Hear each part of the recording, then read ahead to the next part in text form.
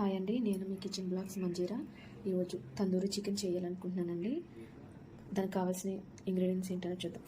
Full కూడా తీసేసుకుని clean చేసుకుని, చూసారు కదండి, క్లీన్ చేసుకుని మొత్తం కూడా తడ అన్నది లేకోకుండా మొత్తం ఇలాగ డ్రై అయిపోవాలంటే క్లీన్ చేసుకోవాలి. తర్వాత ఒక పొడి క్లాత్ తోటి మనం మొత్తం చేసుకోవాలండి. చూసారు కదా, ఫుల్ కూడా అయితే మొత్తం క్లీన్ చేసి పెట్టుకున్నాను. ఇప్పుడు వీటికి మసాలాలు పట్టిస్తాను, చూసేయండి.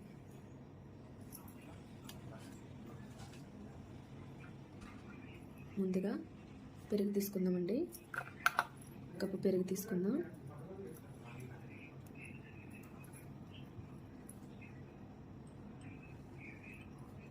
తందూరి మసాలా అండి ఇది ఒక అరకప్పు.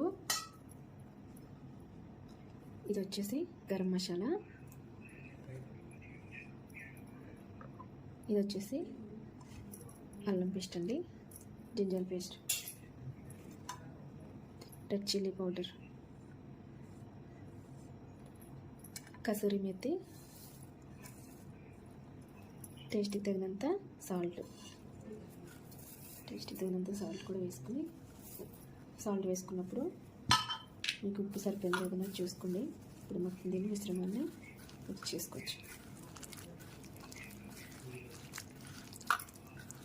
మొత్తం ప్రాసెస్ అంతా కూడా చికెన్ మనం తీసుకున్న కోడి ఉంది కదండి, ఫుల్ కోడి మొత్తం అది డ్రై అయిపోవాలండి. క్లీన్ చేసుకోవాలి, చెమ్మన్నది లేకోకుండా, తడి లేకోకుండా మొత్తం అంతా కూడా చక్కగా ఒక పొడి క్లాత్ తోటి కోడి అంతా కూడా డ్రైగా తుడుచుకొని పక్కన పెట్టుకోవాలి.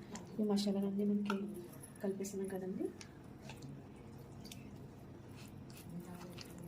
మసాలా అంతా ఈ కోడికి పట్టించేద్దాం. ఈ మసాలాలోనే ఉంటుందండి, మనం చికెన్కి మసాలా పట్టించే పద్ధతిలోనే ఉంటుంది తందూరి చికెన్ అనేది.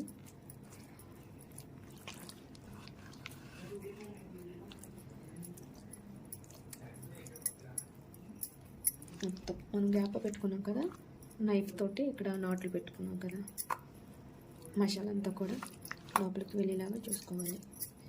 మళ్ళీ కుక్ అయినప్పుడు లోపలికి మసాలా పట్టుకోకుండా కొన్నిటికి మనము కనుక చూసుకోకుండా మసాలా అటు ఇటు కనుక రాసేసాం అనుకోండి, మసాలా పట్టినప్పుడు ఏమవుతుందంటే అక్కడ బాయిల్ అవుతుంది సరిగ్గా, అక్కడ కండ అంతా కూడా పచ్చిగా ఉంటుందండి, బాయిల్ కూడా అవ్వదు. ఒకవేళ అయినా సరే దానికి ఉప్పు పట్టదండి. చూసారు కదా, మొత్తం ఇలా మసాలా అయితే పట్టించేయాలి ఫుల్గా.